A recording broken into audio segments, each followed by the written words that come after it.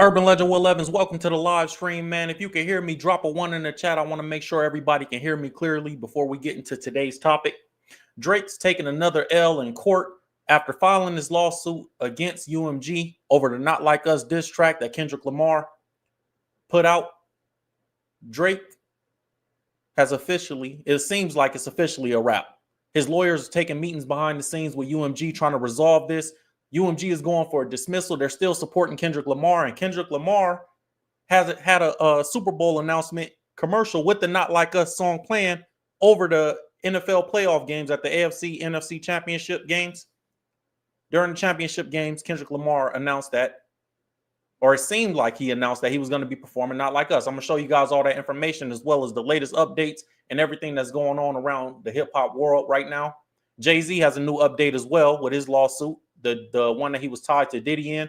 There was a new update on that. I think I might start with that before we get into the Kendrick Lamar and Drake topic. And then Rick Ross is in debt. Rick Ross got to pay his taxes, man. So we're going to get into that too, man. First, before we even get started, I want to thank everybody for being in the room. Drop your city in the comments where you're from and everything like that in the chat. If it's your first time watching or listening, then I want to make sure that we shout you guys out on the stream. So drop your city, your name, or whatever in the chat. Let us know that it's your first time here. It's subscriber only chat. If you're not a subscriber, you can't comment. You guys know the rules of the room. I always do it the same way. Salute to Watts. I see you in the chat. St. Louis. I see you guys. Newark, New Jersey. Jamaica. Salute to Jamaica. Palm Bay, Florida. I see all you guys in the chat, man. We always do this thing the same way. I want to start with saying thank you guys for voting for me on the Forbes list. You guys have been going crazy, man. You guys have been going crazy. Voting for me for the Forbes list. I'm nominated for the Entrepreneur of Impact in 2025. I'm also going for another Forbes list placement in August, and we'll talk about that later when it gets closer to it. But thank you guys for voting for me on that. If you haven't voted for me, it'll be a link in the description where you can. So I'm really grateful for that. Also, to the people that's going to the Entrepreneur Masterclass, my Entrepreneur Masterclass is coming up in a couple days, and we only got 3 seats left, man. So I thought that was dope that you guys went over there and you guys filled the class up. So if you ain't went to the Entrepreneur Masterclass, ulegend.com, and you guys can see right here on the bottom of the screen, the website. Go sign up for the Entrepreneur Masterclass, and I'm going to help you guys scale your businesses, and we're going to talk about all that during the community hour at the end of this live stream. So that's exciting, man. I'm really grateful for you guys. You guys have been supporting me, this channel, the whole way, and we've been building a strong community over here, and, I'm glad that I can give you guys something back, as well as entertain you guys with these entertainment news topics, man. So that's been a blessing. All right, man. Before we do anything, you guys know how I start every live stream. I always start with a prayer. I like to pray with you guys before we get started, and then we'll get into some of these entertainment news topics. Dear Heavenly Father, we come before you, God, grateful that we woke up this morning, humble that we're able to live the life that you blessed us with. God, I ask that you bless everybody under the sound of my voice, all the subscribers out there, everybody that's just watching from their home, from work, traveling in the world. I ask that you let them get to and from safely, God.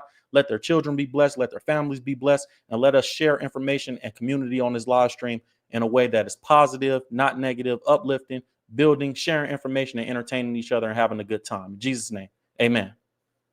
Let's get started, man. I see you guys in the chat. Say you got to talk about this academic stuff. Let's put it on the ticker. I see you in the chat. I seen a little bit about the academics thing. We'll get into that. And then we'll do community hour at the last half of this live stream. You guys know how we always do. If you come over here, we do entrepreneur hour at the last half, and I answer any entrepreneur questions. If you guys don't know, full transparency, I've been a millionaire for about 3 years. I actually just found a video when I earned my first $100,000 month when I posted a video on YouTube in 2021, and I just found that video. I was sharing it on social media, so it's been a blessing. So I use my platform not only to give it back to my subscribers and people that watch me, to give the information back on how to get there, but I also use the platform to give the glory to God by serving you guys by doing that. So let's get into these topics, man. This is the first one. Let's start with Jay-Z before we get into Kendrick and Drake.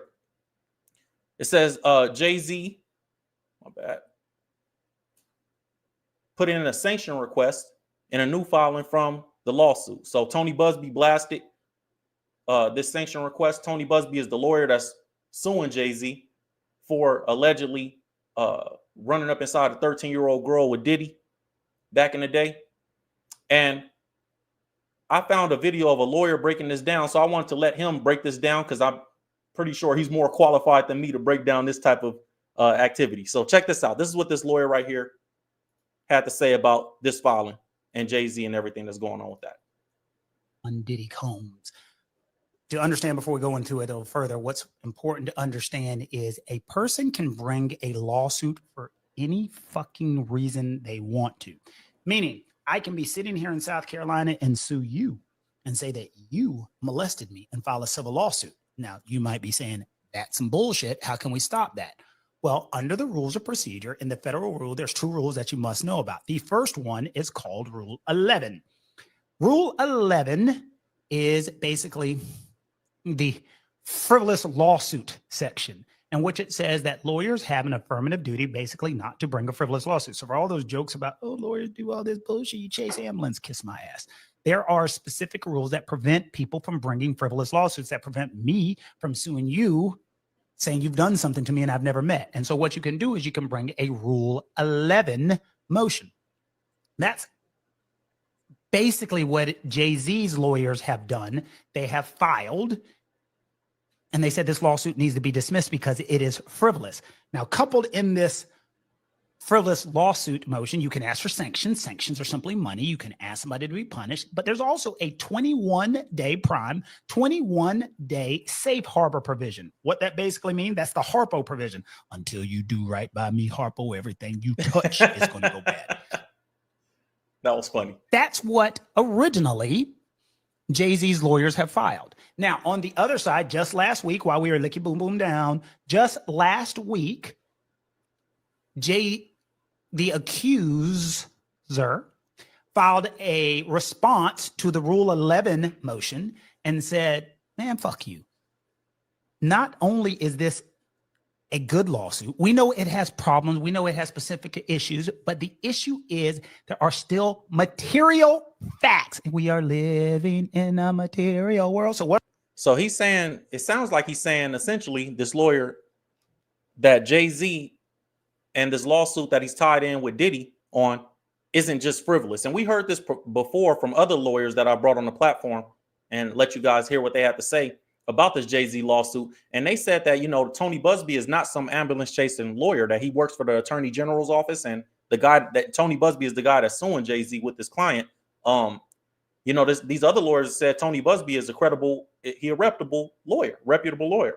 So this guy, and salute to the Kent law firm. I'm giving them free promo on this because he helping us out with this video.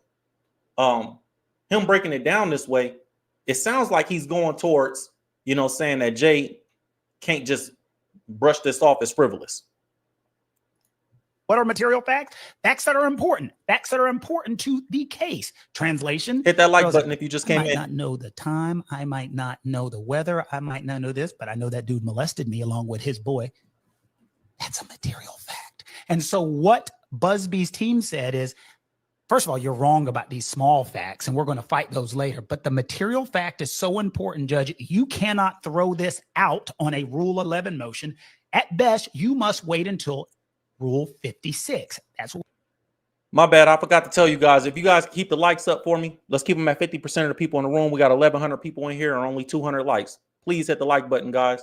If you're watching, it takes a lot of work to go into this content, find all these resources and articles and different things like that. All I ask is that you guys keep the likes up and hit the like button if you watch it. We call our summary judgment motion. Rule 56, a summary judgment motion, is basically filed saying we have completed the discovery. We have done depositions. We have done interrogatories. We have done statements. We've looked through everything. And in looking through everything, that is when Jay-Z's team can say there's no case here. I kind of believe that Jay-Z doesn't want to sit for a deposition to get information about these allegations. Ooh, rap that, son. That's an interesting perspective that he has. Jay-Z don't want to sit through the deposition.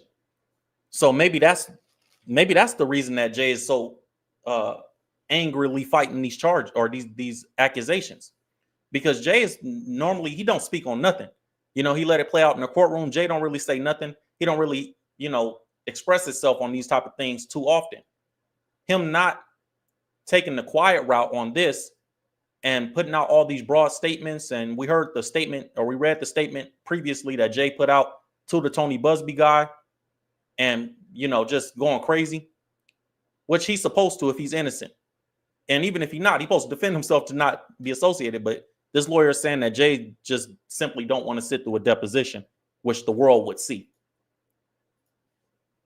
When I was going through the information, and you can file these filings on the federal lawsuit database, one of the things that was interesting is the judge, sua sponte, on her own, issued an order saying, you know what? Y'all can take depositions via telephone. You can take them via Zoom. You can take them whatever. Why is that important? Because a lot of times when we file these civil lawsuits, the hardest thing to do is get dude to sit down for a damn deposition. Because usually what will end up happening, my man will be like, yo, I'm Fred. Yeah, this dude is super entertaining.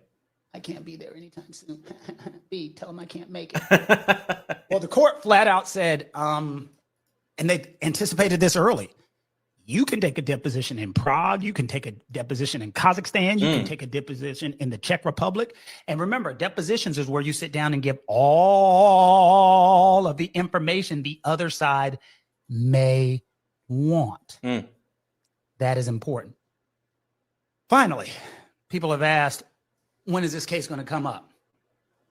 No time soon, okay? This case is not going to come up anytime soon. There's so much information that is necessary to come up that it is not going to come up anytime soon. I think the third season of Ginny and Georgia is going to come out more recently than this lawsuit's going to come up, because these two sides are going to be fighting back and forth. Is the court going to throw this case out? No, because there are material issues of fact. Was she molested by Jay-Z and Diddy? That is a material issue of fact. And finally, why do I think this lawsuit isn't going to come up anytime soon? Jay-Z also has the right to take depositions of individuals. And some of the depositions he'd want to take is, one, the anonymous plaintiff, which he'll be able to do. But more importantly, Diddy. And guess what Diddy has? He has a fifth amendment right to shut the fuck up. Yep, and his lawyers are not going to allow him to sit for a deposition. And as long as they can't get a sworn statement from him, this lawsuit is going anywhere. And Jay-Z is going to be like, man, you need to take that. And Diddy's like, you can take that, player. That's an interesting point, because Jay-Z came out and said that he don't even have an association to Diddy. If you guys remember that, Jay-Z and his lawyer made a huge statement saying that Jay and Diddy ain't even friends. They don't know each other like that. And nobody believes that, but they made that statement to distance Jay from Diddy as Diddy is fighting this case. So Diddy really has no incentive outside of the self-incrimination. The Fifth Amendment is the right to not self-incriminate. So if you've all heard, somebody say, I'll plead the fifth. And Diddy wouldn't have no love for Jay right now anyway, because you saying that we not even friends, bro, which is crazy.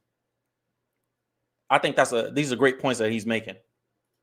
I ain't going to say. Also, a great point that he just made was that Jay could take a deposition from any country, so he can't use the excuse of I'm too busy.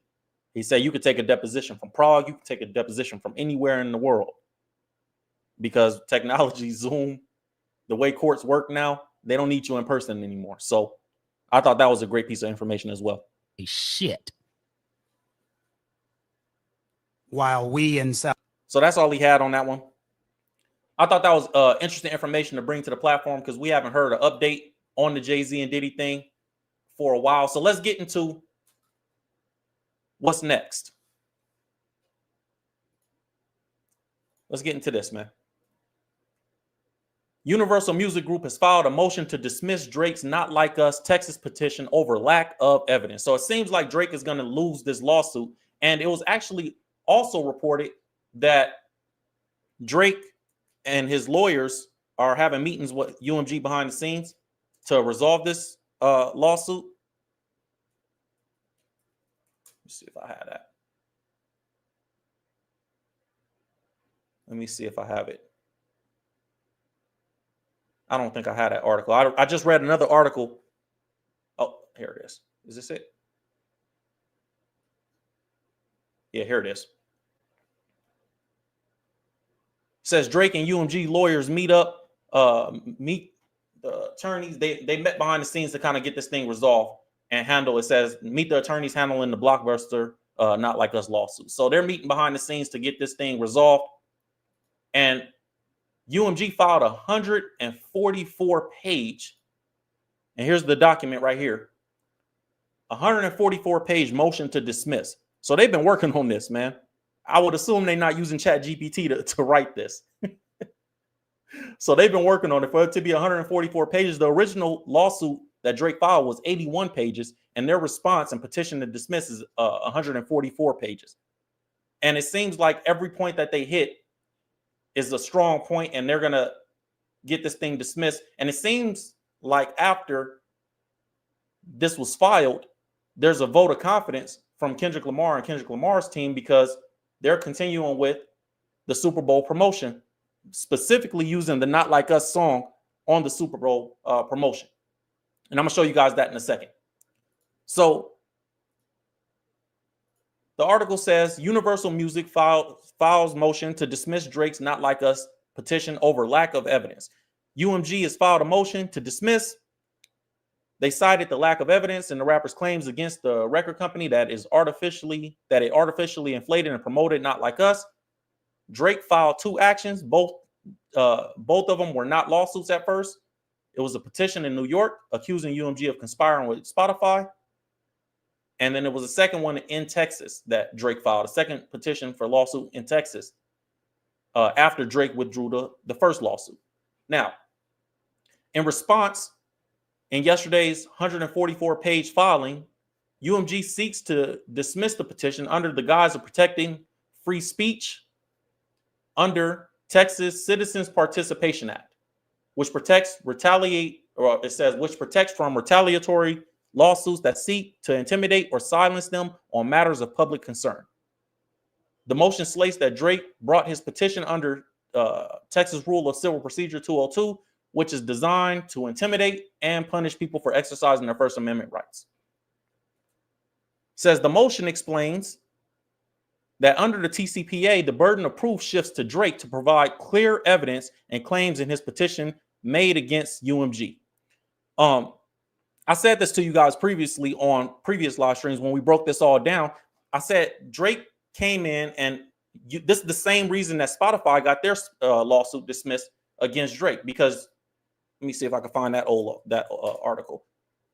We brought that to the platform too. Spotify came in and said that Drake had to prove what they did wrong, not the other way around. Drake was trying to play it from his lawyers, at least, were trying to play it from the position of, if you guys didn't do anything wrong, then just give us your court file or your legal documents and file it with the court, showing that you didn't take any payment or blah, blah, blah, blah, blah.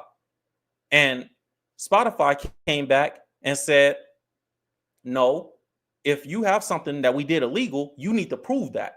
You can't just tell us, oh, I think you did something illegal, so now we want to see all your paperwork. No company in the world is going to allow that. No company in the world is going to say, just because you're upset with us, we're going to just open our documents and you can just pull any file cabinet open that you want, and we're just going to show you everything that we got going on behind the scenes and everybody that paid us just because you made an allegation. It just doesn't work like that. So because Spotify used that approach in their lawsuit, it was dismissed. And then Drake had to go back and refile a new one with just UMG in the lawsuit or in the petition. And that's why the second one came right after, if you guys didn't know what was going on.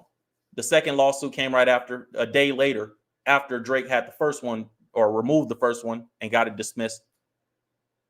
He refiled the next day because UMG did that, or because Spotify did that. So now UMG is trying to do the same exact thing. They say right here in the article that UMG's motion explains that under TCPA, the burden of proof shifts to Drake to provide clear evidence of claims made in his petition, including one that UMG funneled payments to iHeartMedia, the country's largest radio network, as part of a pay-to-play scheme to promote the song Not Like Us on radio. UMG claims that Drake can't show a burden of proof for numerous reasons, including the suggestion he has no admissible evidence. Basically, bro, you don't even have no evidence. You just talking. You just, because Kendrick is going crazy, you just think we helping him. But you don't have no real reason to suggest that. And I told you guys, Drake's real reason for suggesting that is because they've probably done it for him. Likely. They boosted him, so he feels like Kendrick is being boosted. And he knows how things work behind the scenes. So his assumption is, well, if they did it for me, they're probably doing it for him. But he can't actually prove it. The only proof you have is, well, y'all did it for me, allegedly. So the article goes on to say that Drake has no admissible evidence. The motion is clear about the point, stating that Drake, quote, provides nothing outside of his verified petition and that there is no evidentiary support for his asserted need for pre-suit deposition of UMG. So Drake's trying to get UMG to do a deposition where he can ask them anything that he wants and put it in the public. Like, you guys boost artists all the time. You guys do this, you guys do that. And like we just heard in the previous video from the lawyer that I just played, when somebody sits in a deposition, they can ask you anything they want. Whether it's a silly question or not, they can ask it. So Drake is trying to get, this whole thing is really trying to get Drake out of his record deal, I believe. Because he just wants to put UMG through a process so they be like, we don't even want to work with this guy. Just get him out of our face. And also, this also would have potentially blocked Not Like Us, but it doesn't seem like it's working out that way. Blocked Not Like Us from being performed at the Super Bowl, rather. So UMG said Drake provides nothing outside of his verified petition. There's no evidentiary support for his asserted need for pre-suit depositions. UMG discredited Drake and his sources from his initial petition, stating that, quote, these claims from unnamed, unidentified, out-of-court declarants are hearsay, and they're not as admissible as evidence. UMG concluded their motion with a request to dismiss the petition and to suspend all discovery related to the matter until the court rules on it. So basically, you can't just keep coming asking us for evidence. We don't have to present no evidence. You don't have to do, just suspend every court proceeding until the court rules on if it's going to be dismissed or not. So UMG, I believe, is also doing this in a timely manner because they're trying to make sure that Kendrick can perform at the Super Bowl, Not Like Us at the Super Bowl, which would be a win for UMG because, one, they have a huge publishing deal with Kendrick Lamar, a licensing deal. So basically, when the NFL plays Kendrick Lamar's music, the NFL got to cut a check to UMG. So if his music is getting played on national television for hundreds of million people to see, then that's a big check for UMG because they own a percentage of Kendrick's publishing. So Kendrick is signed. He has a licensing deal. To my knowledge, Kendrick Lamar has a licensing deal with UMG. He's not signed directly like Drake is. Drake is signed directly where UMG gave him $400 million and they own everything related to Drake. He can't even put up an IG post without their permission because they own his likeness as well. They own his image, they own his likeness, they own his music, they own all media. So if he does an interview, UMG owns it. Everything media, Drake is owned by UMG completely. And I've read that. If you guys go watch my video breaking down Drake's $400 million lawsuit, you'll see all the details of that and all the articles that I had to support that claim. We had actually Lucian Grange, we had his full deal on the screen and Lucian Grange confirmed it. Anyways, it says UMG also requests that the court order Drake to pay their attorney fees and the costs associated with their defense. So they like, bro, this is where it's like, it's not even a friendly dismissal. You need to pay for our lawyers for wasting our time. Says in a separate filing yesterday in New York, Drake's attorney submitted a letter endorsing UMG's request for an extension of time to respond to his complaint. According to the letter, this was made in anticipation of UMG filing a motion to dismiss Drake's case in the foreseeable future. So Drake's lawyer, even like, yo, we got to slow this down. I need time. It's 144 pages, man. UMG got them linebacker lawyers, though. You can't, I don't think Drake's lawyer, I would assume Drake's lawyers are not as powerful as UMG's lawyers, and it's probably a smaller team as well. It's going to be really tough for Drake to win this, and it looks like it's going to get dismissed because everything UMG is saying in their petition to dismiss is exactly what Spotify said in their petition to dismiss, and it got dismissed, and that was only 2 weeks ago. I think Drake is in a rush to make sure that this lawsuit sticks, or I don't even think Drake thinks he can. Personally, I don't think Drake or his lawyers believe that this lawsuit was going to work. I think this lawsuit was a ploy to hold off the Super Bowl halftime show performance. 50 Cent confirmed that too. He said that Drake was trying to block Kendrick Lamar from performing Not Like Us on the halftime show stage. He said 50's quote was, Drake is trying to stop Not Like Us from causing more damage. So he's trying to get him off the Super Bowl stage, or off the get that off the Super Bowl set list. I think Drake filing this as fast as he's filing it and doing everything that he's doing, I think he don't care if he win or lose. He just care if it blocked Not Like Us temporarily. He only needs to have this going on through February. If he can have it held up in court through February, then yeah, I'll take it off the books. I'll just get it dismissed after that. I don't care that the Super Bowl's over. But it doesn't look like UMG is going to let that happen. The ongoing legal war waged by Drake stems from historic rap battle with Kendrick Lamar, which kicked into full gear after the latter dropped a fire starting verse. We already know what happened with Kendrick and Drake, so I don't see the point of reading that. Let me see, what's the other part of this update? Oh, in the midst of all this as well, like I told you guys, UMG is using the same tactic that Spotify used to get their lawsuit dismissed. And it's funny because in the midst of all this, UMG and Spotify just created a new deal with each other. They just did a new deal. So I thought that was a little jab at Drake too. Like, bro, not only are we not threatened by your lawsuit, we're going to do more business with each other, because Drake accused them of conspiring with each other to boost streams, which Spotify came out and said that we boosted Drake's streams more than anybody.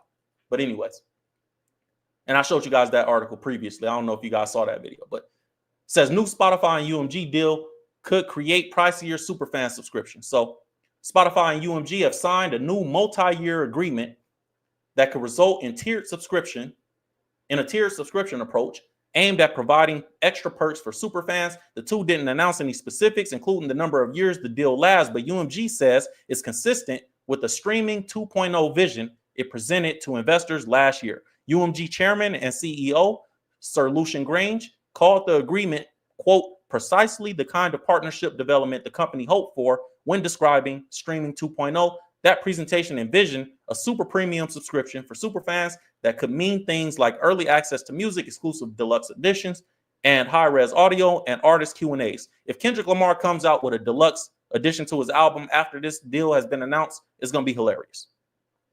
I could see him doing a GNX deluxe, double back like a deluxe.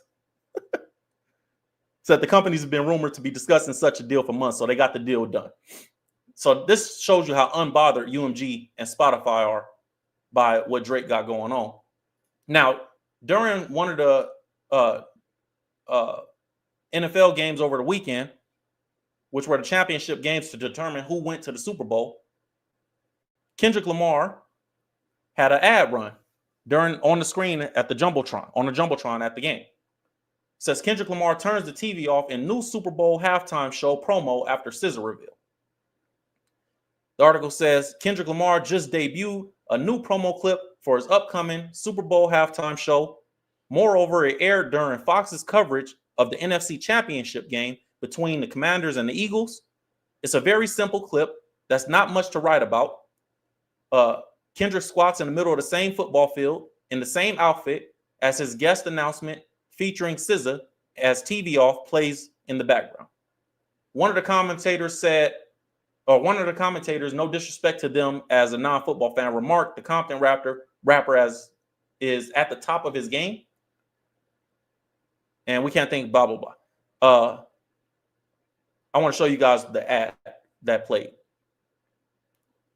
This article, they just being wordy, trying to get the article boosted. I want to show you guys exactly what was played. Where'd it go? Here it is right here. Check this out. Super Bowl 59 halftime show. Catch Kendrick Lamar at the top of his game, February.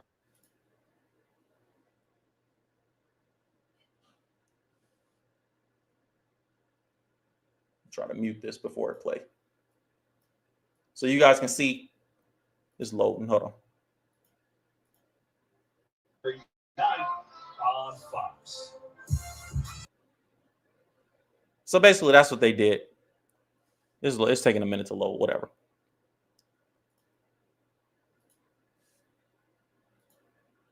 So They now I want to play. Said what else does this article say about this? Oh, it says Tyler the Creator might be one of the people that pop out at the halftime show. That'd be dope. Tyler the Creator had a crazy freestyle to one of those Kendrick songs too that just came out. I thought it was fire. Said we wouldn't bet on that, but it goes to show the high expectations that people build more and more up today, or more and more every day up to Kendrick Lamar spectacle. Anyways, Whack 100 had a theory about this LeBron James, Drake, and UMG situation. I want to show you guys this too while we're on the stream.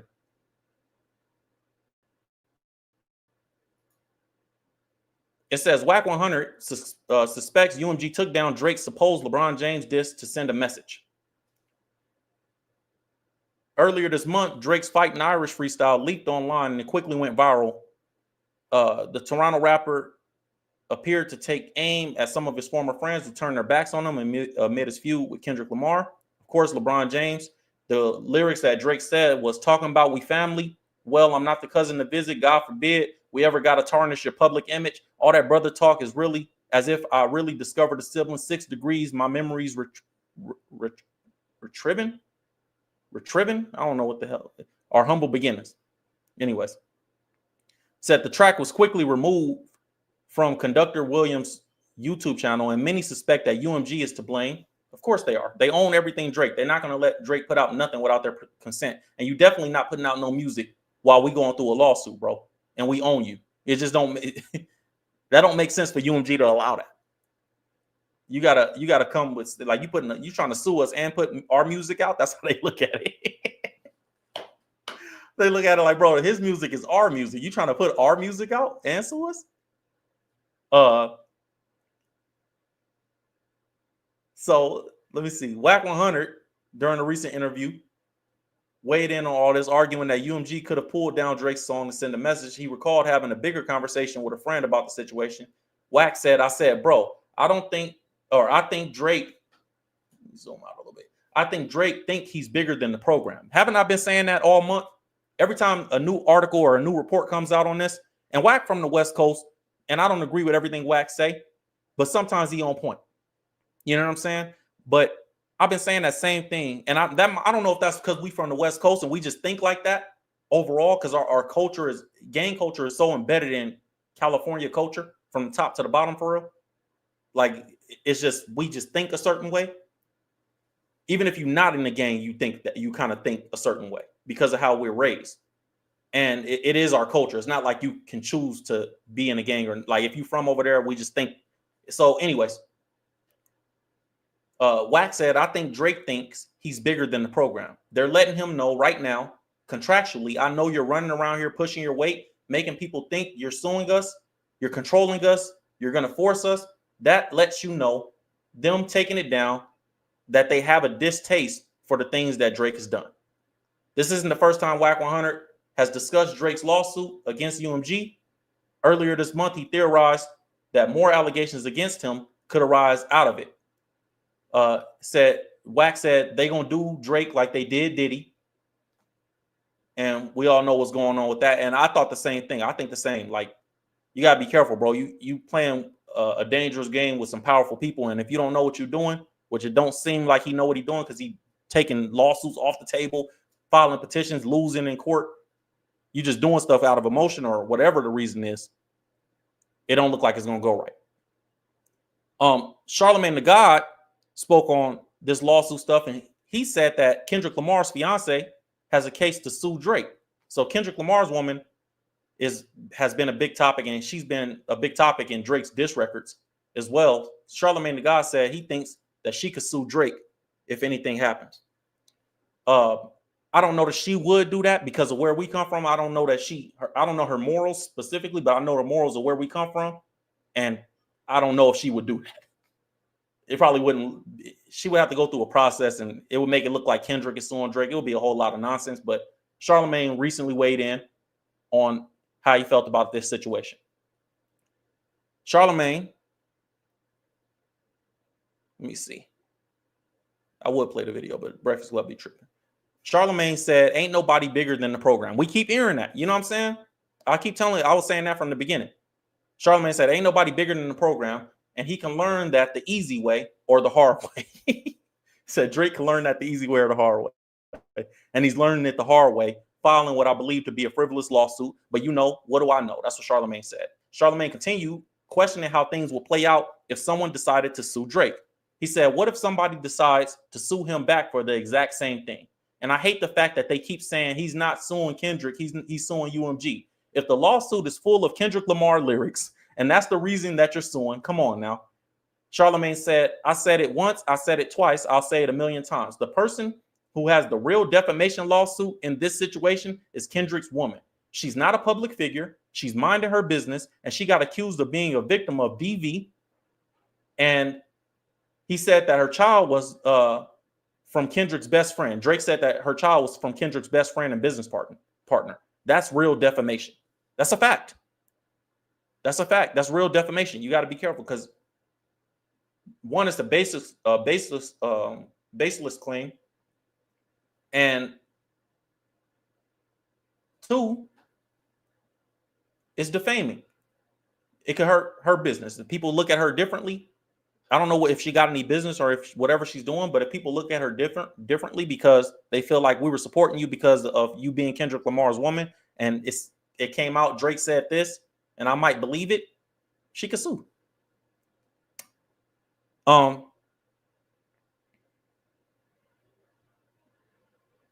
So that's basically the update on what's been going on with Drake and Kendrick Lamar and the updates in court. I want to get to a different topic. We're going to shift gears real quick. Let me see what you guys saying in the chat for a second, and then we're going to shift gears to this other topic, which Snoop Dogg seemingly responded to the Trump inauguration, and Rick Ross. It seemed like we got the reason Rick Ross was out there, and I'm going to show you guys that Rick Ross is in debt. This article is saying he owed a lot of taxes, relatively. Said, can Will get some more love by getting the likes? Half the likes is free. Yeah, hit the like button, man. We'll put that on the screen. Hit the like button, man, if you guys ain't got to do that yet. Said, why is Whitney? This is one of my channel members said, why is Whitney not denying the allegations? Drake fans and stans. Like, bro, what's she gonna deny? She came out, she did the music video, right? She was at the pop-out show. Like, she don't gotta say nothing. Everybody know that was nonsense anyway. All right, let's get to this next topic. Man. I want to keep moving because we still got to do community hour, and I don't want this to be a super long live stream. So real quick, I just want to show you guys that Snoop Dogg finally seems to respond to the backlash to his controversial Trump inauguration performance. So Snoop Dogg, according to this article, has responded. Says Snoop was one of a couple rappers, also including Rick Ross, Nelly, and Soulja Boy, who performed at events celebrating the inauguration of Donald Trump as president, such as the crypto ball that Snoop attended. Of course, this resulted in backlash online, not just because of Trump's clear lack of real support for the Black community, but because the Dogfather's previous comments criticizing any MCs who supported Donald Trump. Now, this is in a recent post that Snoop put up, I guess. What did it say? Said in a social media clip, Snoop seemed to respond to this by playing some gospel and overall acting unbothered by the controversy. He said, it's Sunday, man. I got God feeling my heart right now. God bless Snoop. Hey, I love every time Snoop or anybody famous talk about God and give God the glory. I don't care about nothing that's going on. That's the most important thing. But let's see what he said. He said, it's Sunday, man. I got God filling my heart right now. Let me see. And the whining. He was singing along to the whinings. Anita Baker's Ain't No Need to Worry. OJ, Stairway to Heaven. Said, for all the hate, I'm going to answer it with love. Y'all can't hate enough for me. I love too much. Get your life right. Stop worrying about mine. I'm cool. I'm together. Still a black man. Still 100% black. All out till you ball out or till you fall out. Salute to Snoop, man. I love Snoop. Who don't love Snoop, right? If you don't love Snoop, something wrong with you for real. And I get people upset. Politics is one of them super divisive things that people feel like you know, I get why people are upset. Some people really have strong feelings. Politics and religion, they say, are the things. I just don't care. I talk about religion because I'm a believer. I believe in Jesus Christ, and it is what it is. If you don't like that, you just don't like that. You know what I mean? I don't care. Politics, I don't get too much into because it's all ambiguous, and I feel like it's changing. But I love Snoop, so I'm glad that Snoop came out and he ain't, you know, bothered by it. The one thing I will say about this is, if Snoop Dogg could have done 100 things, unfortunately, this is how it is. Snoop could have done 100 million things for black people over the last 30 years. And we seen this with Ice Cube, right? When Ice Cube was like, I'm going to bring the platinum plan to Trump and see if he'll take a look at it to give black people something specifically.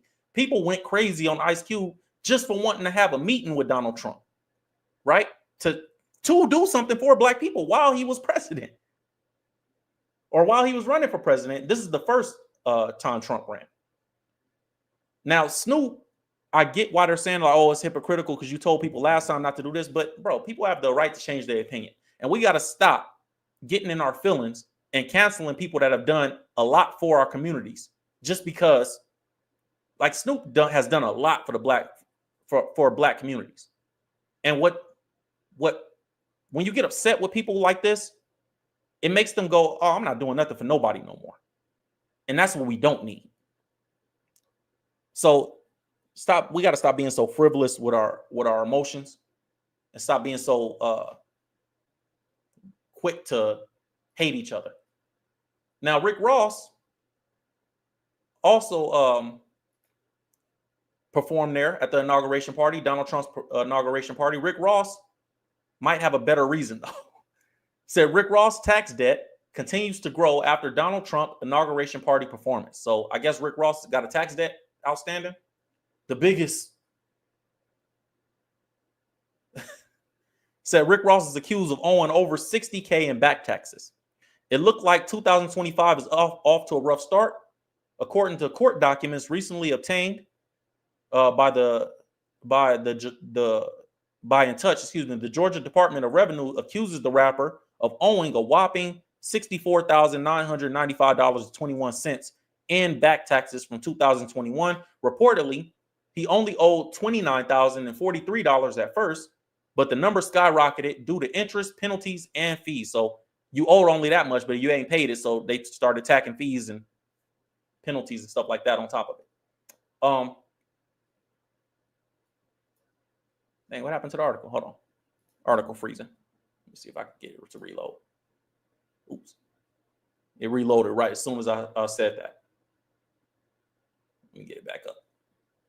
So he might have a better reason to be performing. I don't know what his finance. It might just be an oversight. You know, 2021 is a few years ago. Maybe it was an oversight. But this is what the article says. It says the state has filed a tax lien complete with a Florida address tied to Rick Ross. Excuse me.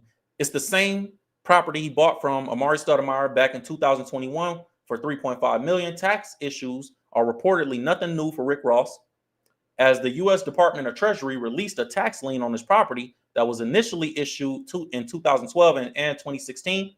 At the time, he paid the IRS $4,617,000. So the Georgia Department of Revenue is still accusing him of owing $60,000. Said, unfortunately, this is far from all Rick Ross had on his plate at the moment.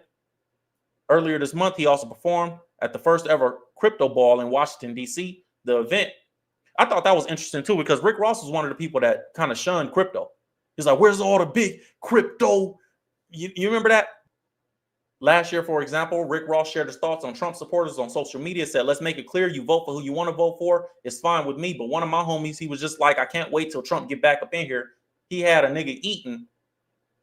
He said, and I just don't want nobody else to be delusional. You can't be delusional. Did he have you eaten, or was it nationwide, worldwide pandemic, and y'all stole money? So a lot of people that criticized Trump before, you know, they kissing the ring right now because he is in office. So that was the last report I want to share with you guys on updates.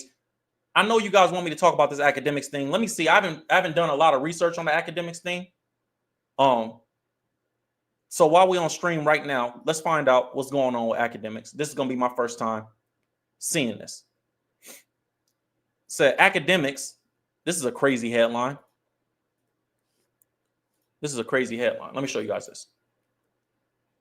Says DJ Academics owns up to sexual remarks made toward a 15-year-old. He said, I am wrong and I will be better. That's crazy. That's a crazy headline. You owning up to sexual remarks to a 15-year-old. See, bro, this is, I don't, somehow academics having this headline out. It's an L for Drake. It's another L for Drake. Somehow academics being tied to this. That's another loss for Drake, man. This is crazy. Though DJ Academics has worked himself into being one of the biggest voices in music, man, listen, Act got a weird case. Why is he around? Damn, Act. That's crazy. A clip surfaced online where the polarizing personality asked the 15-year-old who moderates Max's Discord about his sex life and even offered to perform a sexual act on him.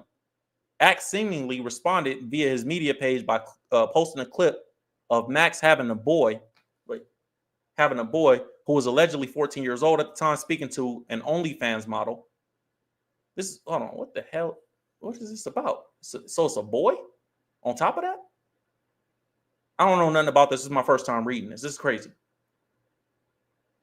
The following day, he changed his tune a bit, took responsibility for unsavory actions. Still, he couldn't help but be a little cocky. Said, this is about the 18th time y'all have tried to have this conversation. I get it. Y'all are upset. How do we cancel Act? I'm still the biggest pause. You can't cancel what you didn't build. Hold on, bro. What is that? What's going on with that? After DJ Academics got the boasting out of the way, he finally addresses the misconduct. I've done a lot of BS up in this game. He said, trust me, I've got mine off. The issue aside, which again, I am wrong. I will be better. This is a teachable moment. For me, obviously, I got to watch my speech. That's clear. Definitely a regrettable moment. And we're going to use this as a teachable moment because I don't think I've come this far, built this platform to be that irresponsible, right? He continued by refusing to offer any excuses for his behavior. And of course, he said, I could throw out any type of excuses. Well, F it all and F all that. I mean, he said, so I'll just take the responsibility. I should do better. We'll do better. Max hit me a few times, my bad. Max hit me a few times, he was like, yo, Act, people running your page is posting stuff about you, about me. I got nothing against Max. I said what I had to say last night. Yeah, man. I don't know what that's about. That's a crazy headline, though. It's a crazy headline. But somehow that's a loss for Drake. I'm gonna get that to Drake. I'm just being funny. Let me see what you guys saying in the chat on this. I thought that was crazy. Said Act needs to be arrested. You can't cancel Act. Act came a long way with his business. Said he was talking to a little boy sexually as if it wasn't live. Said he was trolling, talking about gay sex with a 15-year-old. Yeah, man, I don't know. Y'all ain't.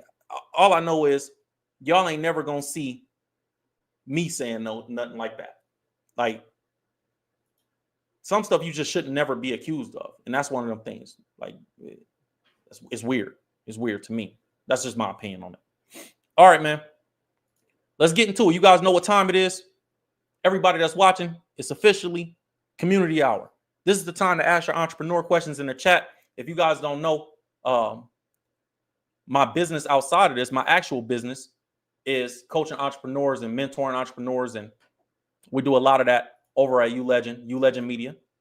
And actually, I wanted to thank you guys because you guys, we're doing our masterclass in a couple days.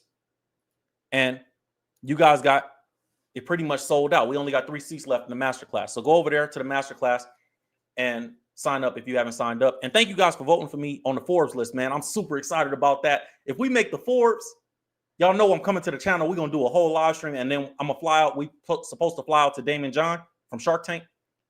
And y'all know I'm live streaming the whole thing if y'all keep voting over there. So that was dope. I really appreciate you guys doing that. Like I said, it's community hour. We did all the entertainment topics. Now it's time where I give you guys a little bit of game and try to help all my entrepreneurs and everybody.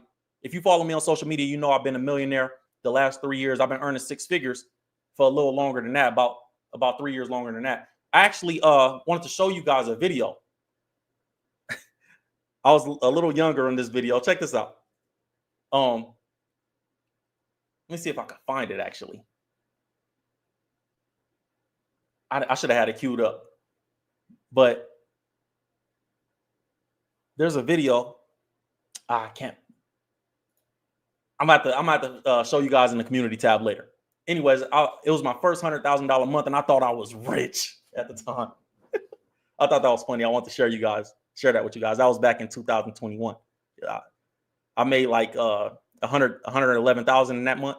Anyways, so today on Entrepreneur Hour, what we're going to be talking about is, well, actually in the masterclass, I'm going to go over that. I'm going to go over why we not successful, why people don't be successful. But these are the 3 reasons that I think most people are failures. And you guys know it's diamonds in the chat. Drop a diamond in the chat if you're ready for this.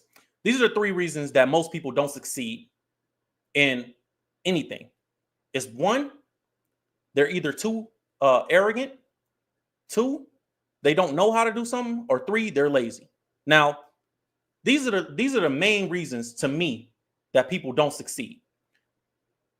Arrogance. Arrogance is probably the biggest reason that people don't succeed. They'll hear information that makes sense to them, and then they just won't apply it because they feel like they know better. Even though if it's from a successful person, they feel like I know better, so I'll do what I want to do.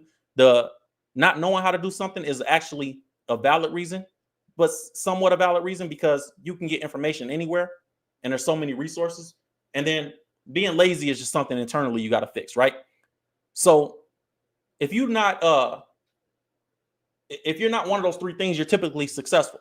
People think as you become successful, you have the right to be more arrogant. And I think that even when we look at these situations with the celebrities, with Drake and all these different things that we watch, and Whack 100 said it, Charlemagne said it, I said it. When you start thinking you're bigger than the program, what does that mean? That means that I think that I'm special and that everybody should conform to what I want because I'm the special one. In business, one thing that you learn really quickly if you've had success long enough is that it's not because you're so great. It's because you're on time. I believe Drake thinks that he's successful because he's the greatest to ever do it. And really, you just came at the right time. See, if I plant a seed in the winter, it doesn't matter how hard I work on it. It doesn't matter how much I water it or how much sunlight I give it. The seed will not grow because it's not the right time. Timing is more important than anything. What is success? Success is an intersection of talent, effort, and timing. If you don't have the right timing, it does not matter how great you are at anything. And a lot of people in business don't understand timing. The timing is why you're successful 90% of the time. It's not just that you have the greatest thing. If I create an iPhone in 1960, it doesn't matter because the internet doesn't exist. It doesn't matter how great the product is. The internet doesn't exist.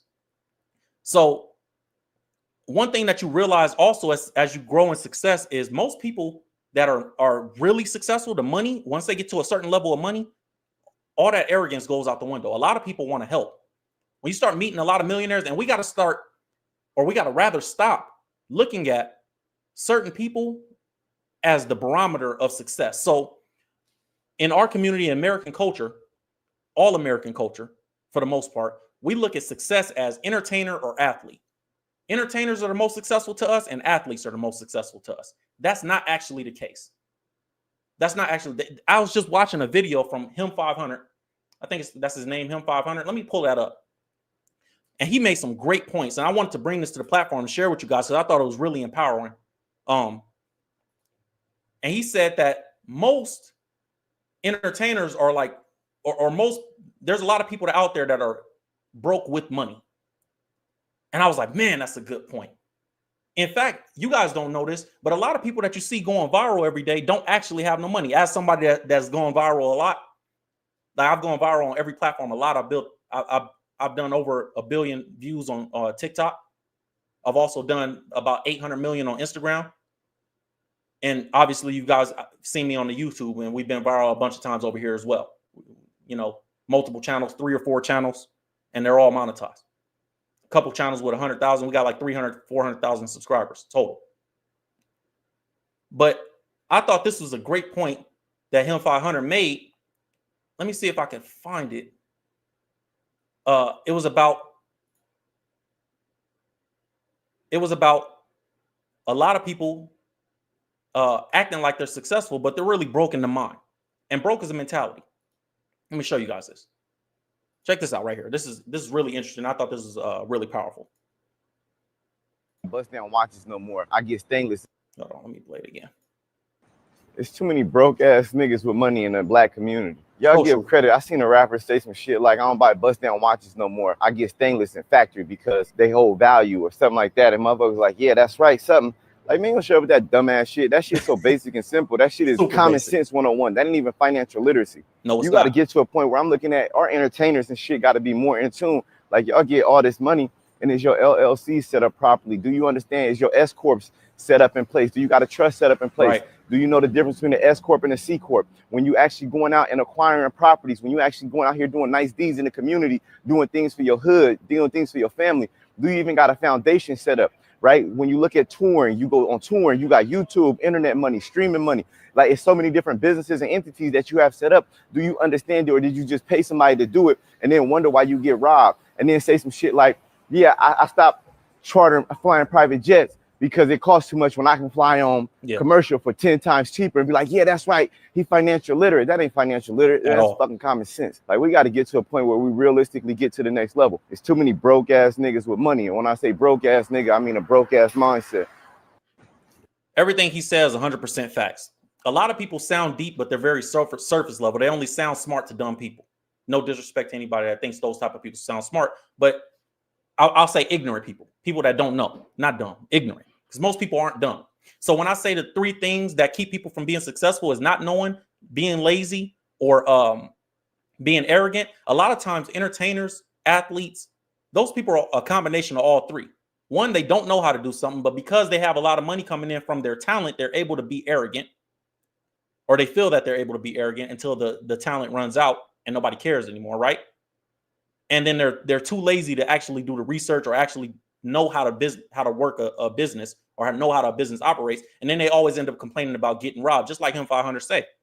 You know, like, you guys think that these people are extremely successful. I was actually listening to Ha Davis. Ha Davis is a huge influencer. He got maybe 10 million followers probably by now.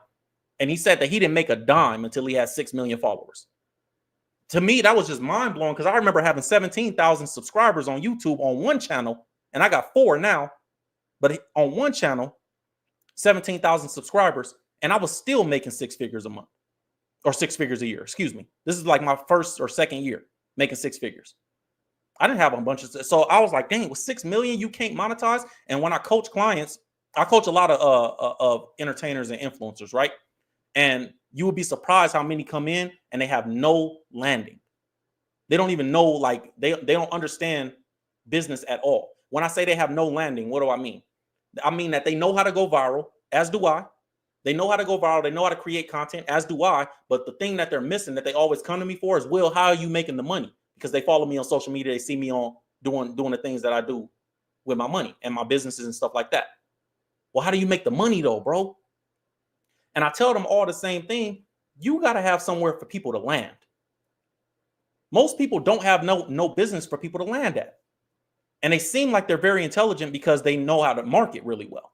But honestly, there's a difference between knowing how to market really well and knowing how to create content. See, drugs sell themselves. And this is a point I'm going to make. And I want you guys to pay attention to this. Growing up, you learn really quick if you grew up in the environment I grew up in, you learn drugs sell themselves. The drug of today is dopamine. Dopamine is what everybody is on social media for. They're scrolling, just trying to get a laugh, just trying to get a quick whatever, whether it's a quick laugh, a quick emotional validation, a quick anything, some type of quick dopamine hit. And so they're just going to scroll all day looking for that thing every single day. The problem with that is you cannot build a sustainable business with dopamine hits. So a lot of social media creators or entertainers or athletes or whatever, they just create constant dopamine hits. And I'm gonna take athletes out of this. Let's just use entertainers for a second. They create content, but it's really only making somebody laugh for 15 seconds. And then there's no sustainable business behind it. So if you're not making people laugh, or if you're making them pay attention for longer than 15 seconds, they don't want to do the work to do that. And you built your audience off of that. And so now it's hard to create a business where you can't even sell a t-shirt. You can't even sell a clothing line, because there's nowhere for people to, one, land, and two, you've built a brand off of dopamine hits.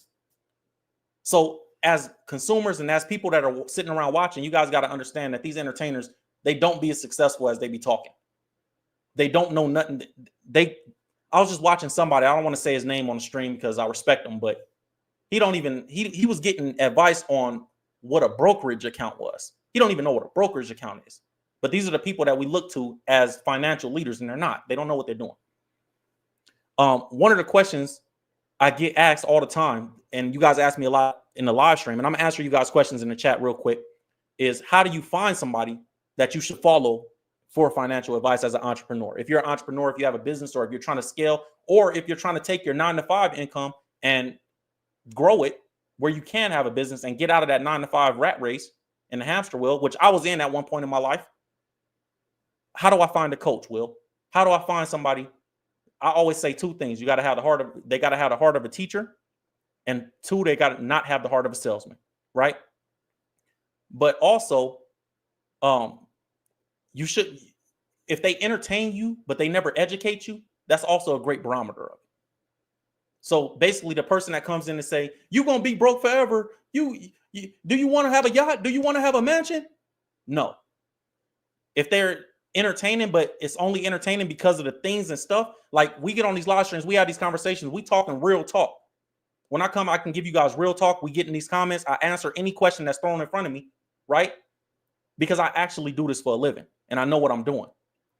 I could do the same live stream from in front of my mansion. I'm in my mansion right now in the office. In my office of my mansion right now. I could easily go outside, do the same live stream in front of my mansion. Why do I not do that? Because I want to curate a community of people that actually listen longer than 10 seconds for a dopamine hit. And I'm not trying to sell you guys anything. And I'm not trying to sell you guys on what I have, because you guys know what I have if you follow me on social media. It's clear. So instead of sitting in front of the mansion, what a bad teacher or a scamming person would do is sit in front of the mansion, sit in front of their luxury car, like I got one in the driveway, and they're going to try to sell you on the flashy, entertaining stuff. I sell you guys on the transformation that you're going to get. So when we doing the like, people wonder how do I get on Forbes list, and I'm actually up for another one. I'm gonna be up for another one for one list that I'm up for is Entrepreneur Impact, but the other one that's coming up in August that I'm gonna be up for is Next Generation Money Advisors. But people wonder how we do this and how I run my business. That's how, because I know what I'm doing. Anyways, let's see what you guys saying. So when you have interest in multiple ventures, how do you know what to prioritize? I always say it like this. Let me put this on screen, because you salute to Pound, one of the members of the channel. If you're a member of the channel, I'm putting you on the screen. And if you send it to the super chat, I'm gonna put you on the screen as well. So when you have interest in multiple ventures, how do you know what to prioritize? I think you should prioritize. Okay. This is a great thing that I teach to everybody. We're going to teach this. Drop a diamond in the chat. This is a notepad moment, you guys. Diamonds in the chat. You guys know every time I'm about to give you something that you need to put in your notebook that's going to make you successful, that's certain to make you successful. I don't guarantee anything, but I provide certainty. I ask you guys to put a diamond in the chat. It's free game. Free game. Okay. This is how you know what you should prioritize if you have multiple ventures. There's two things. It's called disperse intensity and it's called focus intensity. Focus intensity is when I put all my eggs in one basket and say, this is what I'm locking in on. I've niched it down. I've shrunk this thing down small enough that I know that I become a specialist instead of a generalist, right? Dispersed intensity is when you don't do that. When I put 2 eggs in this basket just in case it take off, then I put another 2 in that one, I put another 2 in that one. That's dispersed intensity. And if you're doing that, you're a generalist. I'm gonna put this in real life business so you guys can understand it. Walmart is a generalist built company. They have to sell everything for very cheap. And if somebody next door sells it for a little bit cheaper, then Walmart either has to lower their prices or take the loss to their competitor. So really their competitor sets their prices. That's a generalist company or generalist business, right? You never want to be a generalist. Now I'm gonna put it in terms, take it off a company. That's if you're a corporation, right? If you're a entrepreneur or a solo entrepreneur, right? A generalist would be somebody that sells, that has an Amazon store and they're selling everything that they can, or they have an eBay account and they're selling everything that they can, right? A specialist would be an entrepreneur that sells candles, specifically candles. I don't sell nothing else. I sell candles. In the food industry, a generalist is like a burger stand. That's a generalist company. We sell everything. We sell burritos, tacos, burgers, nachos. You can get anything, any type of food. We pretty much sell it. That's a generalist restaurant. A specialist restaurant is In and Out. We sell burgers, fries, and shakes. That's nothing else. We sell burgers. That's it. When you're thinking about getting a burger, you're likely to go to a specialist. When you're thinking about getting a candle, you're likely to go to a specialist. Or you'll pay more for a specialist because it's special, because they do this for a living. And I can keep giving you guys examples all day long. I could do it in medicine. I could do it in any industry, right? Focus intensity, dispersed intensity. You need to figure out what your focus intensity needs to be placed on if you have multiple ventures and you want to know what to prioritize. Where I could give you so much game on this, actually. There's so many things. It's called Price's Law. It's a square root law. But anyways, what you need to do is, this is a simple way to, this is the one I'll give you for free. This is a simple way to figure out what's the one venture that you should prioritize. Okay, write this down. You have 4 pillars of purpose. My next book, we just wrote a book, but I'm about to drop another one. It's called The 4 Pillars of Purpose. My 4 pillars of purpose is 4 things. One, it's like, think of it like an intersection, and your purpose is in the middle, or the business that you need to focus on the most is in the middle of those 4 intersections, right? 1, what do you like to do the most? What have you always liked to do since you was a little kid? Just start there. What do you genuinely like to do? Put that in your mind. Hold it in your mind for a second. 2, what are you actually good at? Sometimes we like to do things that we're not good at. Some people like to sing, but they're not very good at singing. So you got to have both. It got to be a combination of what am I good at naturally? Not something that I practice, not something that I trained to be good at in my life. No, what am I naturally? I've always been naturally good at this. I'm really good at that. 2, what do I like to do? What have I always liked to do? For Will Evans, right? For me, I'm very good at communicating. I've always been a great speaker. I've never had stage fright. I've always been a great public speaker. That's what I'm good at. So communicating is my skill. What I like to do is business. I love business since I was a little boy. Nobody had to teach me that I love business. I was an entrepreneur flipping my snacks at recess when I was a kid. So what I like to do, what I'm good at. Combination of those 2 things, right? The third and fourth things are the most important parts. The third thing is, how can I serve the maximum amount of people, the most amount of people doing this? What area can I serve the most amount of people doing? Right? So a lot of people think that teachers should get paid way more than they get paid. And I agree with that, right? But a teacher in a classroom is not going to get paid like an online coach. Why is that? A person that teaches math online, they're both specialists. Neither one are generalists. Let's say math teachers, right? That's a specialty. Both are mathematicians. Neither one is doing anything different except for how many people they're able to touch. So a teacher in a classroom that's only serving 40 kids a class, 120 kids a day, essentially 120, whatever it is, 100, whatever it is. They're going to get paid a lot less than a person that's online serving 1,000 people every time they go on a live stream and teaching the same exact information. So the teacher teaching a live stream is going to get paid more than the teacher that's in the class. It's not because of a skill thing. It's not because of what they like to do thing. It's because they're serving more people doing so. LeBron James, when he plays basketball, 40 million people watch. So he gets paid like a person that entertains 40 million people.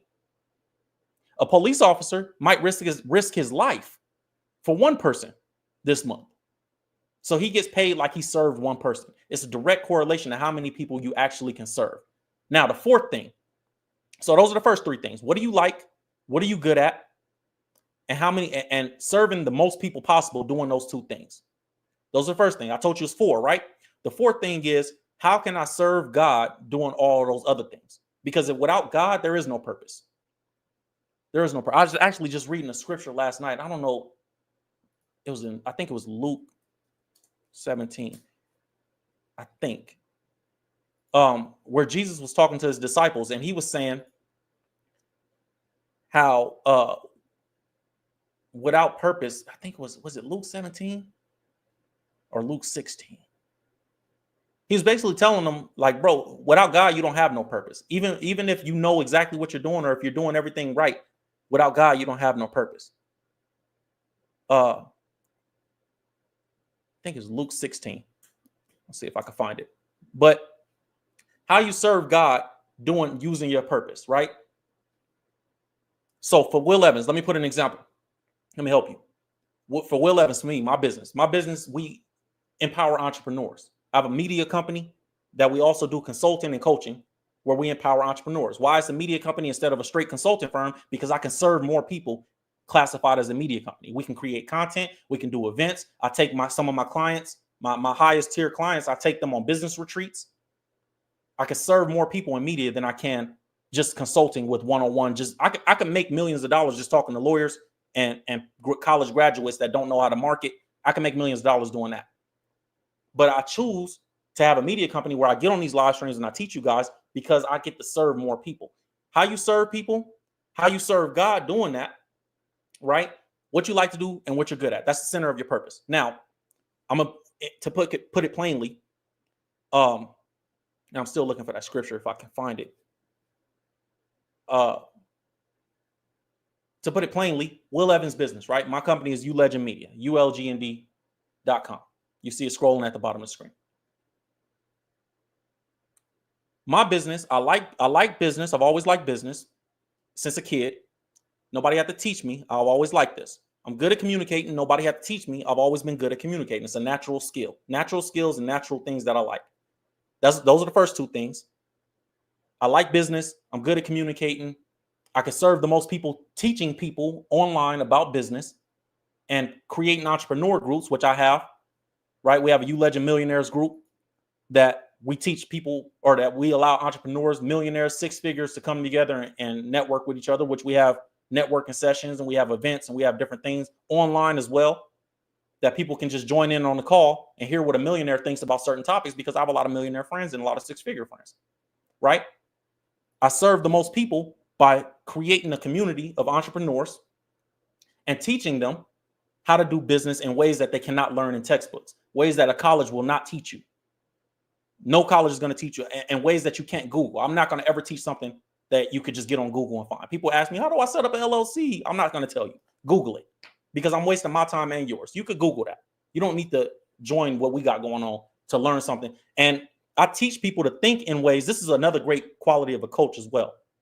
I teach people to think in ways that don't make sense to them. You know why that's important? If you're picking an entrepreneur coach, for all my entrepreneurs out there, if you're picking an entrepreneur coach and they teaching you things in ways that you already understand, then you don't need that coach. Because if I already know this, then why do I need you to teach it to me? If they're teaching you things like how to set up an LLC or S Corp or all that, they know, bro, you're not teaching them anything they can't find out for themselves. So what are they paying you for? A coach should also be teaching you things. If you're picking a coach, they should be teaching you things that don't make sense to you. Because if it already made sense to you, you will already be doing it. It should feel a little counterintuitive when you're picking. Anyways, so Will Evans, I like business. I'm good at communicating. I serve people by teaching business to millions of people that watch my content, and to millions or thousands of people in our entrepreneur groups, which we just eclipsed a couple thousand. And then I teach master classes as well, right? And you can go join the master class. We got 3 seats left for this month. The masterclass is we're gonna be doing it in a couple of days. So go to the website, join the masterclass. How I serve God is I do it through biblical principles. So I show you in scripture, in the Bible, what God says about this. So when I do my master classes, people leave with PDFs and they get a whole file of scriptures that I reference, how it applies in business, because the Bible teaches about business more than it does anything else. 2,500 plus scriptures are about money, wealth, finances, and business in the Bible. That's more than it talks about faith. That's more than it talks about anything else. So I teach business using the Bible blueprint. This is what God said about this, and this is what it means. And I show people how that works.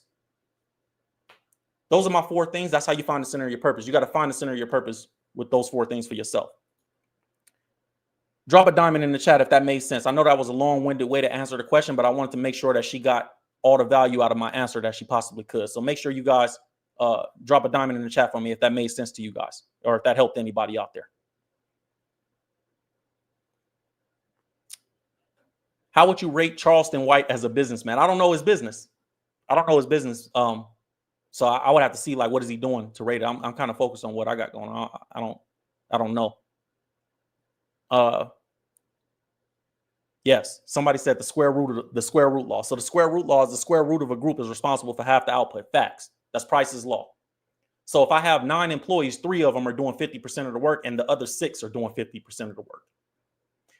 Also, what people don't understand about that is it also applies to the allocation of your money.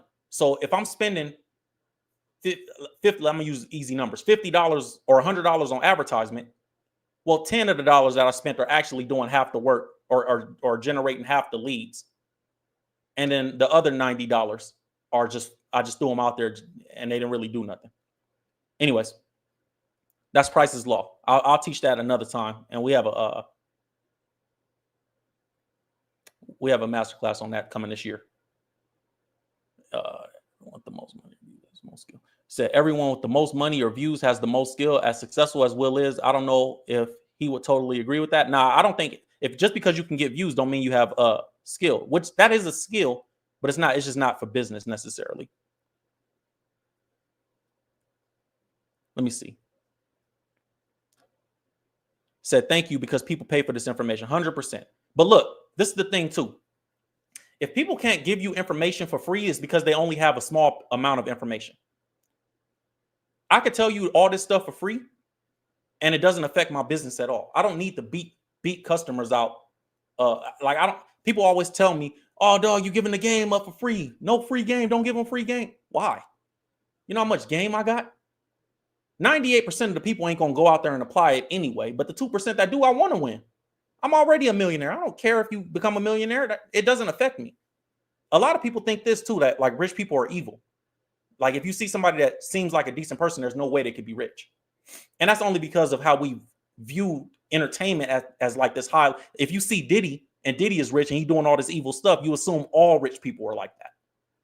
And that's just not the case. Most rich people that I've run across are great people.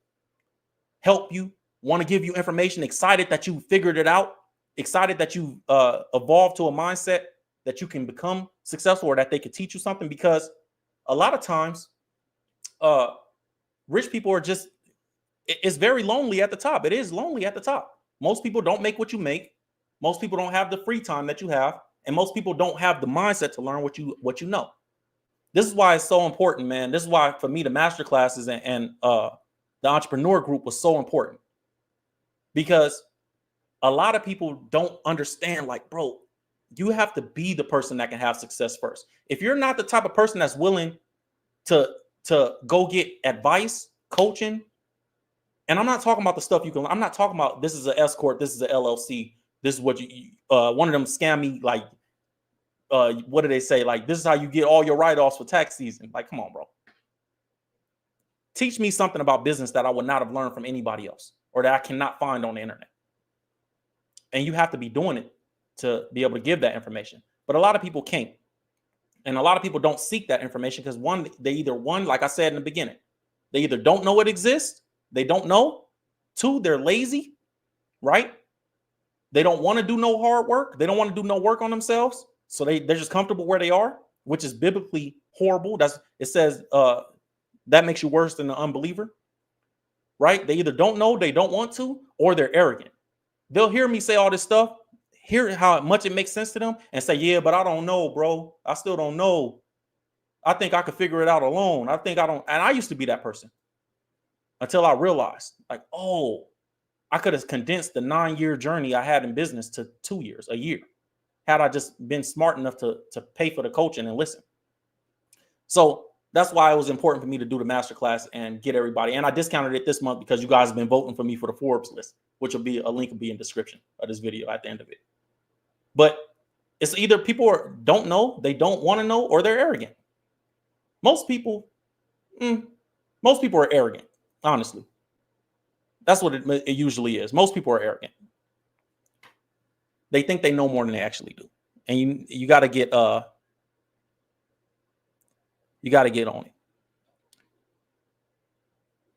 it. Said, Will, I bought a seat last week. I love when we get to the nitty gritty of thought processing. Yeah, man, I'm super excited for the masterclass. Thank you for being in the class too.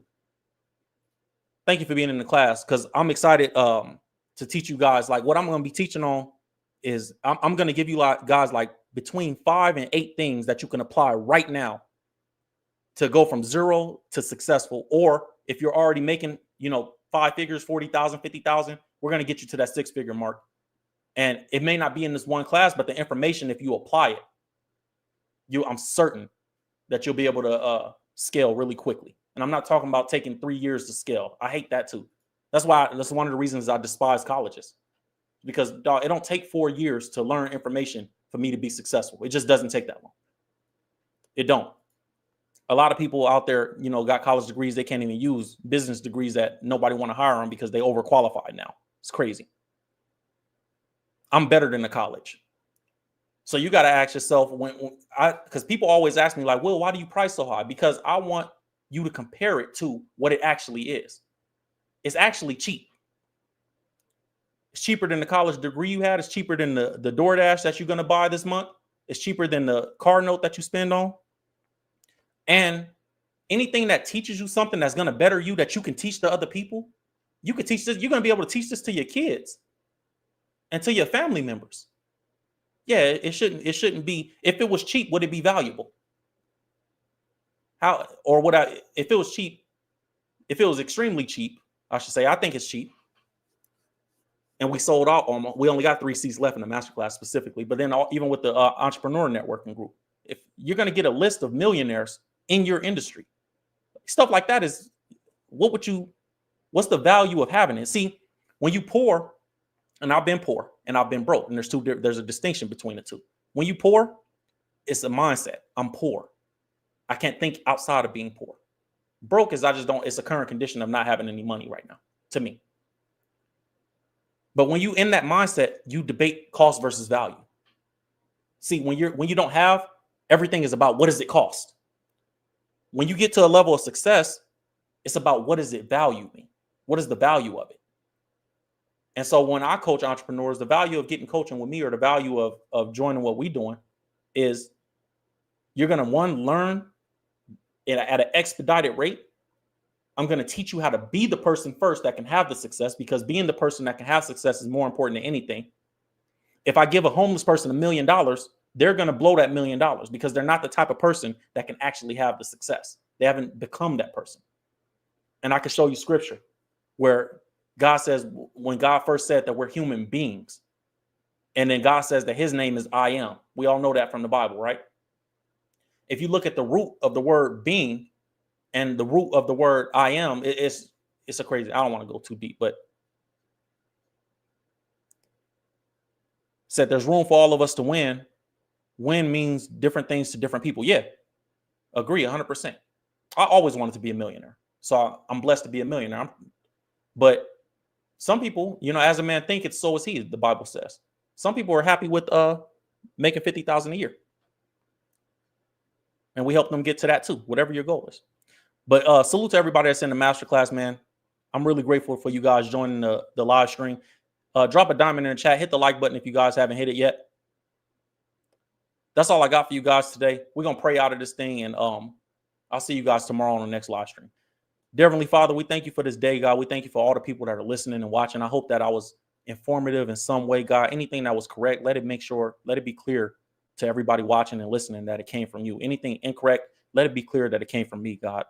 I always try to stay humble before you, Father, and I ask that you give me the guidance and the strength and the wisdom to guide your people properly, God, in business or just in life by my actions, God. Let my light shine before men that they might see my good works and glorify my Father in heaven, God. So I'm grateful for this platform. I'm loving this community, God, and I'm grateful for these people that are watching. I hope that they're empowered by something that I said today. I hope that they're not just entertained, but actually empowered by it, God. I ask that you bless their families, their loved ones, and themselves in Jesus' name. Amen.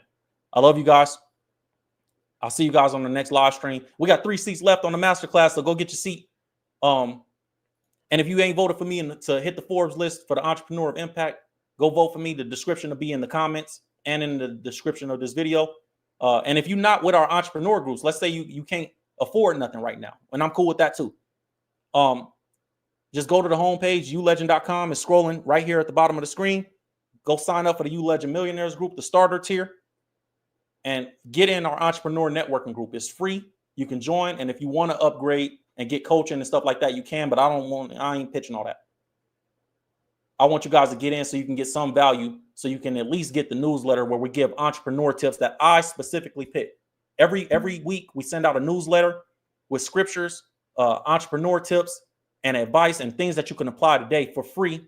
So go sign up, go to the homepage of the website, put your email address in, or go to the Millionaires tab and join our entrepreneur networking group. We got big events coming out, and we're going to do a workshop, a free workshop for all my starter tiers soon.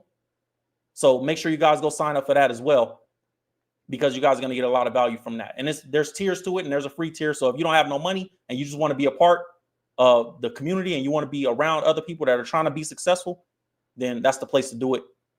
And if not, if you want to do something more in depth, you want better information, and you want direct information, join the masterclass, man. Because we almost out, what is it, the 27th? We're about 3 days away from the masterclass. So salute to you guys. I will never teach you nothing that you can learn on Google. I don't like colleges. I'm going to get you there faster than colleges. And I hate pyramid schemes. And we're going to come on the platform and start attacking some of these pyramid scheme people, some of these life insurance people and all that stuff. So thank you guys for being here. I love you guys. Urban Legend Will Evans, you know what it is. Oh, one big announcement before I go. One big announcement before I go. The other channel, I'm going to put that in the chat. The other YouTube channel, we're about to put the podcast, the Will Evans Entrepreneur Podcast, over there. And we're about to start filming. I'm about to start bringing millionaires on the platform for you guys to hear from. 6-figure earners, successful entrepreneurs, business people. And I'm going to start doing, let me put this, hold on. I'm going to put it in the chat. So you guys subscribe over there, because we're going to be dropping that very soon. I think we're filming the first one Thursday. So get ready for that. Subscribe to my other channel. We got 100,000 subscribers over there as well. And we're going to be doing big content over there. So I love you guys. I'll see you guys on the next live stream. Stay blessed. Peace out.